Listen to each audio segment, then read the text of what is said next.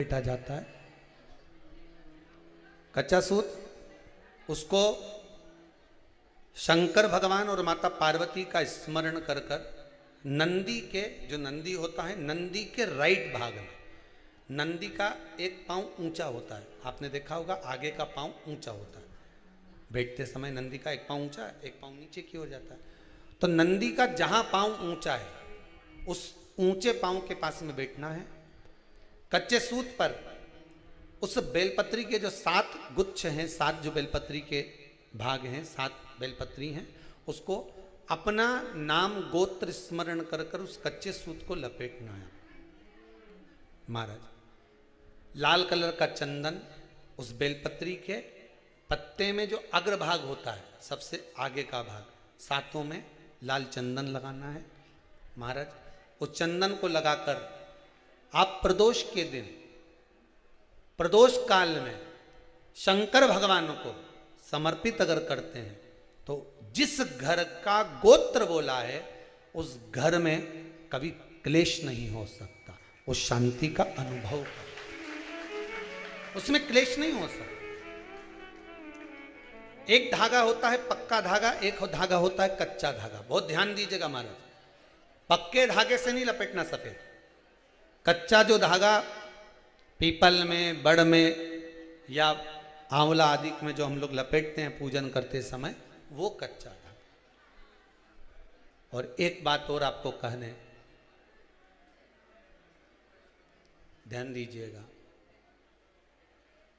अगर मान लो किसी पति पत्नी का तलाक तक की नौबत हो गई और तलाक नहीं कराना है, आपस में वापिस प्रेम बढ़ जाए, छोरी वापिस घर में रहे, बेटा उसको रखे, बहू रहे, आपस में प्रेम बढ़े, वो भले मायके चली गई हो, वो भले लड़का छोड़कर चले गया हो, अकेली रह रही हो और चाहती है कि मैं पति के साथ रहना है, तलाक नहीं होना चाहिए, हम दोनों में प्रेम रहे, वो संभाले मेरे को भी और मैं भी आदर करूं, वो भी आदर करे।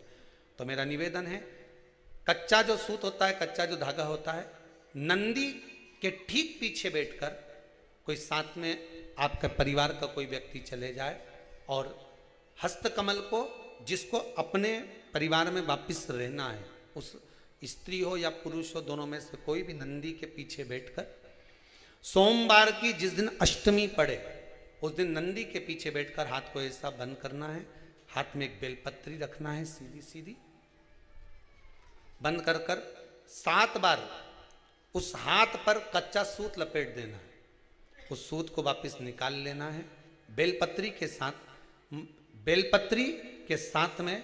और बेलपत्री को तो अपने पास में रखना। सबसे पहले माता पार्वती का जो हस्तकमल ऐसा होता है शिव मंदिर में, उस हस्तकमल में वो सूत जो आपके हाथ से निकला है वो उसमें डाल देना है, माँ जगत जननी से प्रार्थना कर कर। और जो बेलपत्री आपने संबंध को जोड़ने के लिए अपने हाथ में ली है वो शंकर भगवान के कटी भाग में, फिर निवेदन करूंगा कटी भाग को समझ लीजिए। ये शिवलिंग रखा है, जहां पर शंकर भगवान का शिवलिंग, माता पार्वती जी के हस्त कमल पर जो शिवलिंग रखा है, ये भाग कटी भाग कहलाता है। इस जगह पर जहां शंकर और पार्वती का मिलन हुआ है, उस जगह पर उस बेलपत्री को रख देना। महाराज ज्यादा से ज्यादा 3-4 महीने लगते हैं, दोनों में वापिस प्रेम बढ़ जाता है, दोनों एक हो जाते हैं। तलाक तक बात चल भी रही हो तो वो तलाक समाप्त हो जाता है। प्रेम, करुणा, आसक्ति, स्नेह बढ़ जाता है। संबंध टूटने की कतार पर एक बार माता पार्वती को समर्पित तो करो अपना संबंध कि मां अब तुझे नहीं भाना। माना मैंने अपशब्द कह दिया होगा, माना मेरी गलती होगी, थोड़ी गलती उनकी भी होगी, पर दोनों की गलती है माँ, अब इस संबंध को तुझे निभाना। जब कच्चा सूत माता के हाथ में रखो तब माता को विनती करना, इस संबंध की डोरी अब तेरे को दे दी।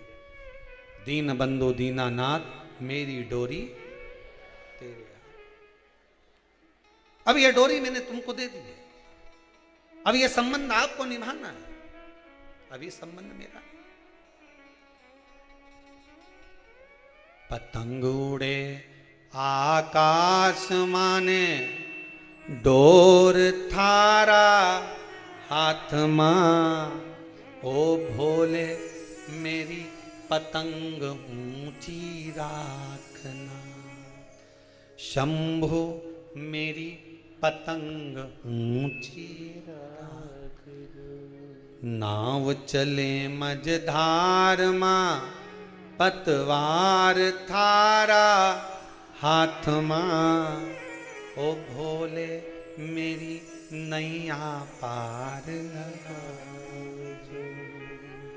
शंभो मारी नैया पार लगाजो।